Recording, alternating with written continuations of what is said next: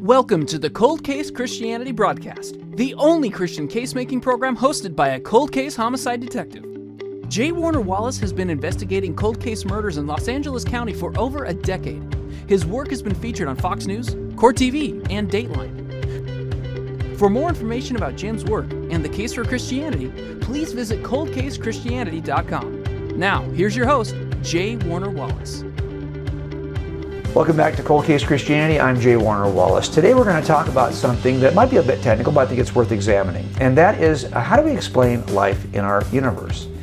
Is life in the universe emerging from non-living matter? Is that something that is better explained by natural processes, or is it better explained by the intervention of a God, a deity, an intelligent creative force outside the realm of the physical universe, of the naturalistic universe? Can we get life from nothing more than space, time, matter, the laws of physics and chemistry, or is something more needed? Well, I was at a university recently, and one of the pushback questions I got from a student was, when I offered that the origin of life in the universe is best explained by an intelligent being outside the universe, the pushback I got was, well, wait a minute, as humans, we're learning more and more about the origin of life, and our experiments in the laboratory are helping us to understand how life could emerge from non-life. In fact, he offered several examples of the creation of artificial life in the laboratory as examples of how we might get life without the need for God. And so the question we have today is, if we could create artificial life, or life forms, artificial DNA, whatever you want to call it, if it's an entire system in place or just pieces of the system that we could explain, would any of this eliminate the need for God? Would any of this prove there is no God? And I've offered in a book I wrote called God's Crime Scene, the origin of life as a piece of evidence that has to be explained inside the room, the natural realm of the universe. And I think it is best explained by something outside the room of the natural universe, the realm. And I think that that's an intelligent being that has to assist in the process. And we'll talk about that today. And I want to show you first, so bear with me as we look at a couple of websites that where people are writing about this and talking about the fact that either artificial life breakthroughs are on the horizon, they're nearly in front of us. There are people who are writing about this. Even a few years ago, we thought we'd actually be at a place by now where we would be able to create artificial life more robustly than we have. And we even see that people are trying to alter the genetic code and create new DNA and artificial DNA, and see this as potential for therapies in the future. But again, all this is part of a larger process that ultimately might provide us with the ability to create life from scratch in the laboratory. And if we could do that, is that really an evidence then that there is no God? There's no need for God because we can see how natural processes.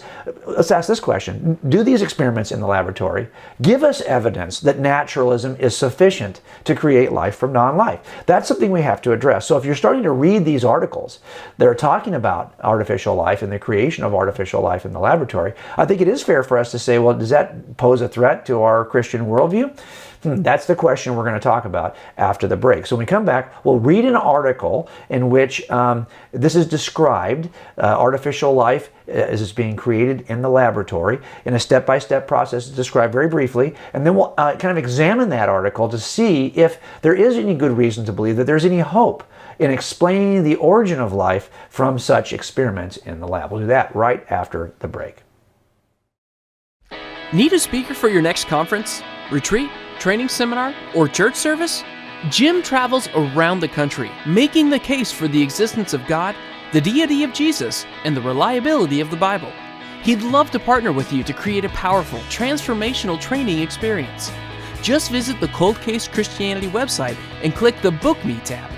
You'll find everything you need to know there, including a list of Jim's speaking topics, promotional materials, Jim's speaking calendar, and a link to connect with our team so we can book your event.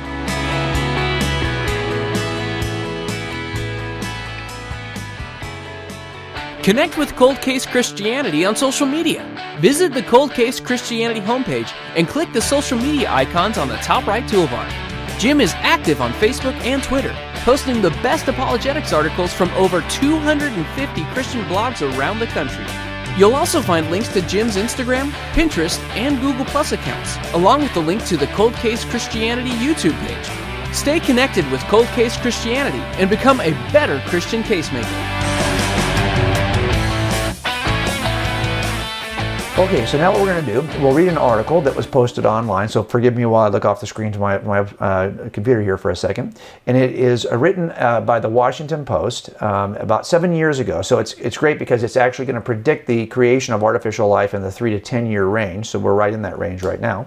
So I think it's relevant, and we'll look at what they say, and then we'll parse through it to see if the claims in this article demonstrate that there really is no need for a creator.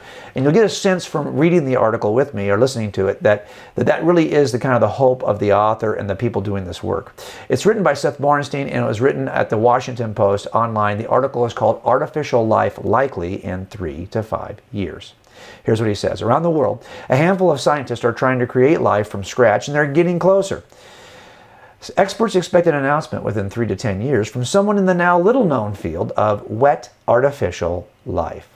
Quote, "It's going to be a big deal, and everyone's going to know about it," unquote, said Mark Badal, Chief Operating Officer of Protolife of Venice, Italy, one of those in the race. So there are several firms, I'll step out for a second, there are several firms that are trying to do this, and you get a sense that they're trying to do exactly what he said, create, quote, create life from scratch, unquote. So that's what we're looking at here. That's the effort that's being made. And Protolife of Venice was one of several labs trying to do this work. So here we go. Quote, "We're talking about a technology that could change our world in pretty fundamental ways. In fact, in ways that are impossible to predict." Unquote. Now, let's step out for a second. There's lots of talk about whether this is even ethical, if we're going to start to create artificial life, if we're going to try to modify genetically the life that's here. Is this an ethical procedure? Those debates we're not going to talk about today. I simply want to ask the question, would such experiments then eliminate the need for God as an explanation for life in the universe? So let's go back to the article. Here's what he says. That first cell of synthetic life, made from the basic chemicals in DNA, may not seem like much to non-scientists. For one thing, you'll have to look in a microscope to see it. Quote, "Creating protocells has the potential to shed new light on our place in the universe," unquote, Badal said. Quote, "This will remove one of the few fundamental mysteries about creation in the universe and our role," unquote. Step out for a second. Can you see just from this article that I'm reading to you that this is much more than just, playing with biology in a lab? There's a metaphysical hope that is on the part of these scientists, a hope that when we actually finish this project, we will have removed a mystery about creation in the universe. In other words, there's some hope that, now look, I think that I think he's right. I think I can actually make a case today, and I will in a minute, that we have removed the mystery, but I suspect he's thinking we've removed the mystery and kind of stripped it of any supernatural implications. When in fact, I think just the opposite is what happens when you do this kind of work, but we'll talk about that in a minute. So back to the article. He says, "And several scientists believe man-made life forms will one day offer the potential for solving a variety of problems, from fighting diseases to locking up greenhouse gases to eating toxic waste." Badal figures there are 3 major hurdles to creating synthetic life. Let's stop for a second. I think he's spot on about this. There are 3 hurdles, and I think this is actually helpful for us to examine what would be the minimum kind of definition of life in the universe. I think that's very, very important, because that minimal definition he's kind of going to argue here in a second, as he says these are the 3 major hurdles, 3 things you must create in order for life to emerge. Here they are, back to the article. 1, a container or membrane for the cell to keep bad molecules out, allow good ones, and the ability to multiply. 2, a genetic system that controls the functions of the cell, enabling it to reproduce and mutate in response to environmental changes. 3, a metabolism that extracts raw materials from the environment as food and then changes this into energy. Okay. So let's take a break for a second there. You see that what we're looking for when we define life is something that, number one, can sustain itself by metabolizing food, can reproduce. These are the things that are really important. And as you can create, nothing short of that would qualify, I think, and that's really what he's saying here. So let's go another step in the article. He says, one of the leaders in the field, Jack Sozak at Harvard Medical School, predicts that within the next 6 months, scientists will report evidence that the first step, creating a cell membrane, is, quote, not a big problem, unquote. Scientists are using fatty acids in that effort. We'll come back to that in a minute. Sozak is also optimistic about the next step, getting nucleotides, the building blocks of DNA, to form a working genetic system. That also, by the way, has been they've been working on that and done some good work on that, making progress on that. When I say good work, what I mean is they are actually making progress. Whether this is really good or bad or evil or not evil, that's a whole other issue. But you go back to the article. His idea is that once the container is made, if scientists add nucleotides in the right proportions, we'll come back to that too, then Darwinian evolution could simply take over. He says, quote, we aren't smart enough to design things. We just let evolution do the hard work and then figure out what happened, unquote, Sozak says. We'll come back to that. Is that really true? That they aren't designing things? Well, we'll talk about that in a minute. In Gainesville, Florida, the article continues, Steve Benner, a biological chemist at the Foundation for Applied Molecular Evolution, is attacking that problem by going outside of natural genetics. Normal DNA consists of 4 bases, adenine, cytosine, guanine, and thymine, known as the ACGT molecules that spell out the genetic code in pairs. Benner is trying to add 8 new bases to the genetic alphabet.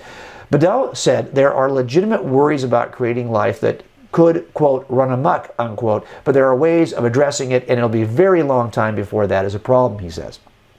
Quote, when these things are created, they're going to be so weak, we'll come back to that, it'll be a huge achievement if you can keep them alive for an hour in the lab, unquote, he said.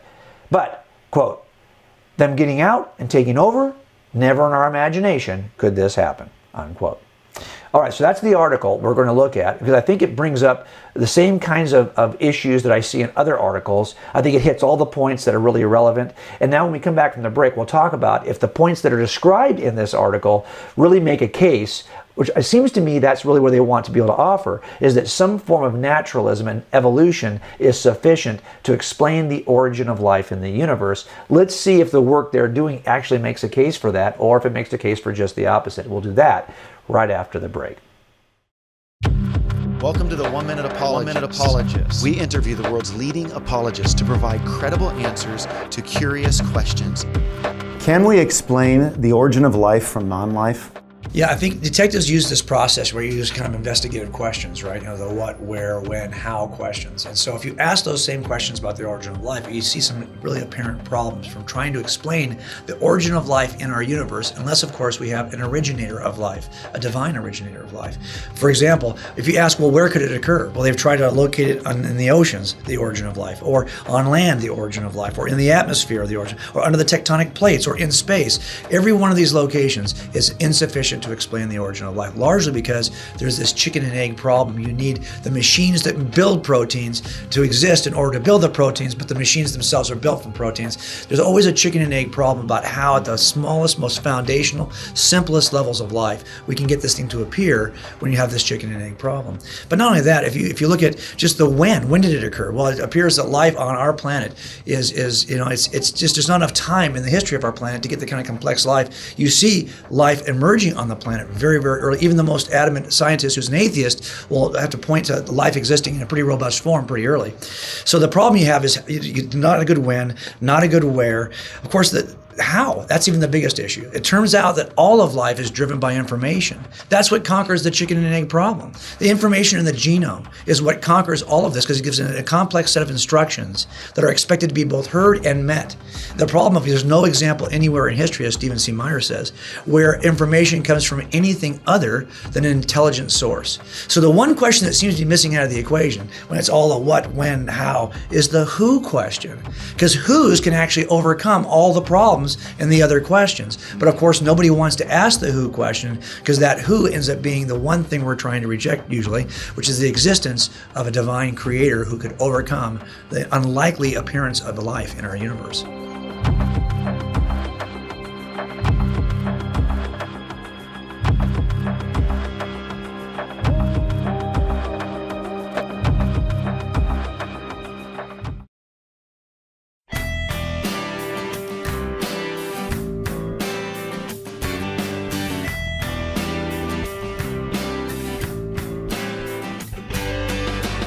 My name is J. Warner Wallace, and I'm a cold case homicide detective. Cold case investigations can teach us a lot about how to investigate the claims of Christianity. Cold case detectives examine events in the distant past for which there are often no living eyewitnesses and little, if any, forensic evidence. The Gospels also record an event in the distant past for which there are no living eyewitnesses and no forensic evidence.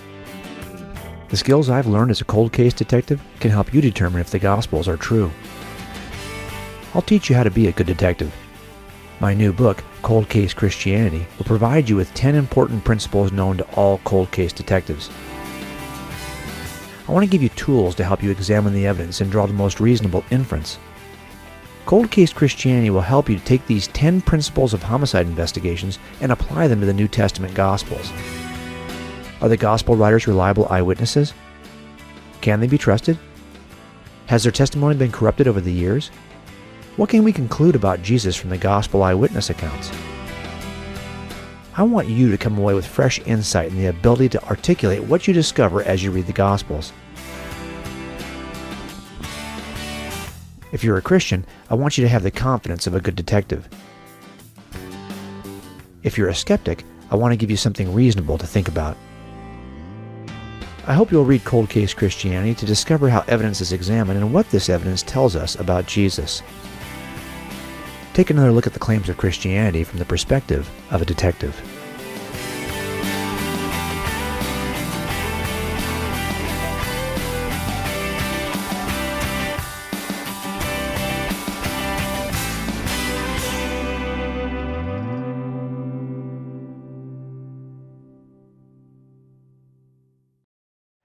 Okay, now that you've heard the article, let's talk about whether or not it proves the case that they're trying to make, which is that some form of naturalism and evolutionary processes could account for life in the universe, and that all they have to do is put certain things in place, and then evolution does all the rest of the work, as the article seemed to explain. The first thing I see that really is a difficulty here is that you can tell that the people who are in charge of this, the scientists, are strictly controlling the creative environment in which they hope to have this all happen. They're sterile laboratories. Their control of the environment, the way in which they insert things at certain times and make changes at certain times. This is in a very strictly controlled environment. Why? Because the environment of the early Earth is nothing like laboratories. And so whatever you do in a laboratory is not going to be a reflection of what could happen under naturalism in the environment that would really have to happen in, which is the early Earth's environment. So the first giveaway for us ought to be that they are controlling the environment in a way we can never control. These are sterile environments. You should see what they wear when they do these experiments. These are things that we just don't exist in reality in terms of naturalism. While this may be an experiment to show how life originates, it cannot be an experiment to show how historically life originated. You might be able to say, I could do something today to make life originate, but it has nothing to do with whether it could happen historically, given the environment in which it has to originate. So I think this is really the key, is that they are controlling the creative environment. And they even admit so much. Now, let's go back to the next issue, or start to the next issue, which is, I think, even more difficult to explain. They talked about creating life from scratch. Remember? That was in the article. Well, that's the problem. They are relying on pre-existing scratch. In other words, they've got to start with something. And they're going to start with these scratch chemicals and nucleotides typically, which are, they're jumping ahead of the evolutionary process and selecting material that is much further down the evolutionary process than the very beginning of the universe. If we can't even explain how the scratch they're starting with could be here. It's kind of like that old joke that you'll hear sometimes from the sermons, right, from the pulpit, in which a scientist is kind of challenging God and saying, you know, God, we've gotten pretty good at this, and we can solve all kinds of we could even think now our science is advanced to the point where we could create life the same way you create life. If you could create Adam, we could create Adam also. Really, God says, well, let's have a little contest on that. And he says, I'm game. He says, well, God says, well, you know, we're going to have to start with the same things that I start with, the dust of the earth. And God says, oh, we're going to have to make this from dirt. And so the scientist says, okay, I think we got that down. And he reaches down to pick up some dirt to start the process. And God says, no, hang on a minute here. You better get your own dirt. This idea that you have to get your own dirt is kind of part of the joke, but it really exposes a bigger problem.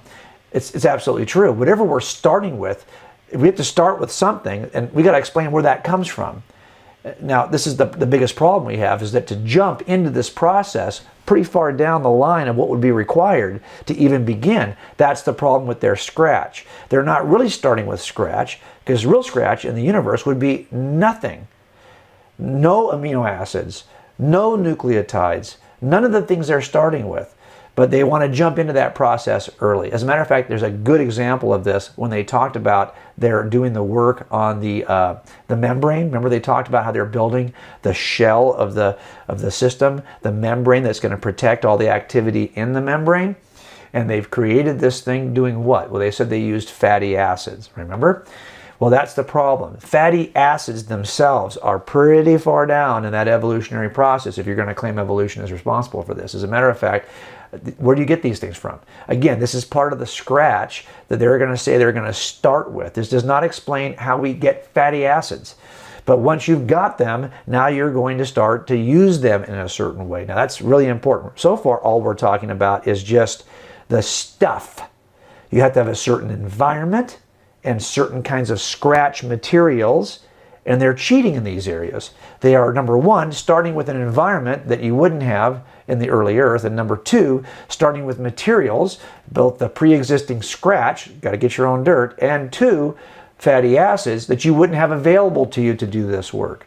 And these things you've got to offer somehow. How do I get the scratch? How do I get the fatty acids in the incredibly hostile environment? Remember, he said you couldn't even keep this thing alive an hour with the strict controls of the laboratory. This has got to survive in the hostile environment of the early Earth or in the universe. Come on. Think about that for a second. So now let's take another step in another direction. We talked about the scratch materials, the base materials. Here's another thing they're trying to control. They have to control, and that is the probabilities. They've got to overcome the probabilities. If this is going to occur in a natural environment of the universe without supernaturalism, without a creative interaction, well, then you've got to overcome these incredible long odds, because all you got to work with is space, time, matter, the laws of physics and chemistry that govern space, time, and matter. And if that's the case, we've done the numerical statistics on this. What is it that's creating, for example, turning amino acids into proteins? How are these coming together in the forms that they are? Is there enough time in the universe, given just nothing but time and physics, to get these things to emerge to where we are today, to start life? There's not enough time in the universe for any of that to occur, and we already know that. So what you do to jump and shorten the odds is you get involved. You start to create. You start to step in to that environment, pick out stuff that and start to manipulate. You start to get actively engaged in the process. That's what these scientists are doing in the laboratory. Why? Because they've got to control the probabilities. Worse than that, they've got to control the proportions and placements. Remember, they've got to create the nucleotides and create the string of nucleotides in artificial DNA, however they're going to do this, because these things are information. These nucleotides tell the cell, tell this life form how to build its proteins, how these proteins interact. It is the framework, the informational code for everything that happens in the organism. And you've got to get in there and start to actually write the code to place these things, because we already know that you can't get these things randomly with just time. And they've already tried to figure out what process of physics could ever place the nucleotides in the DNA molecule in such a way as to have them contain information. We already know the time won't get it done, and physics won't get it done, and now these scientists are proving that there is one thing that could get it done: intelligent interaction, the intelligent interaction of scientists. If there's no scientists, though, doing this at the cosmic level, right, at the origin of the universe and the origin of the planet Earth and the origin of life therein, what is the intelligent interaction that is taking place that could explain this? Well, I think we know, but it doesn't come from scientists and laboratories, especially when you've got to overcome incredibly hostile environments in order to do this. You have no laboratory, you have no scratch, and you don't have, if there's no scientists, you have no intelligence. How does this happen? Well, because there is one thing that can defeat all of this. Supernatural intelligence could actually defeat all of it. Let's go another step. They're also controlling the resulting environment. So once you create this in the sterile lab that isn't a reflection of the early Earth, then you've got to control the environment around it so that it doesn't get damaged in some way. And that is the problem. Is that you've got to, like you said, this doesn't live a day, an hour, unless we are micromanaging the process of controlling the environment. Really? How's that going to happen in the natural environment? You're just, again, demonstrating the need for not only a source of all the materials, but a director who is creating and sustaining this thing over time. Here's what it comes down to. You're seeing this word control over and over and over again in this process, aren't you? Well, that should be a tip-off to you. Because this level of control is only available from intelligent intervention. If you're going to argue that physics and chemistry can somehow exert the kind of control necessary to create the scratch and then manipulate the way we position everything, proportion everything, and place everything, and then sustain it and protect it, that level of control is not available to physics. But it would be available if there is a loving creator that is interested in its creation enough to both build it and protect it. And if you're going to argue that intelligence, and that information rather, in this process, and they certainly in the article seem to admit that this is a key ingredient for life in the lab, is DNA intelligence, DNA information rather. Well, where do you get that from? Clearly they're demonstrating the need for an intelligent agent because they've got to get involved in the DNA process. But what would there be out there? What would be available outside the lab to be the intelligent agent that is engaged in the informational process of DNA? That is the problem. In the end, what the experiments in the lab do is confirm what we already know, that the best explanation for the origin of life in the universe is an intelligent agent that's involved in every step of this process the same way that these intelligent agents have been involved in every step of this process. And that's what I try to describe in the book, God's Crime Scene. Now, as I said, I've written about this issue of artificial life and the fact that it actually demonstrates the need for a creator, and in several website articles at Cold Case Christianity. If you'll just go there and type into the search engine, which is this up here in the top corner with a little magnifying glass, you will find those by just typing in artificial life or typing in information or DNA. You'll start to get those articles popping up. Hope those help you. And of course, if you read down, you can also subscribe to our newsletter, which comes out. Our articles are posted every day, and I will send those to you in your email if you're interested in reading along with us. All right? So now we've had a chance to take a look at why I think that artificial life experiments in the laboratory actually point most reasonably to the intervention of an intelligent agent. And of course, we would say that intelligent agent is God. Hope that helps you make the case to your friends. And I'll see you right back here next week at Cold Case Christianity. Thanks for joining us at the Cold Case Christianity broadcast. If you're interested in more information about this week's topic, please visit coldcasechristianity.com. For a thorough investigation of the reliability of the New Testament Gospels and the case for Christianity, be sure to purchase Cold Case Christianity. A homicide detective investigates the claims of the Gospels. It's available wherever books are sold.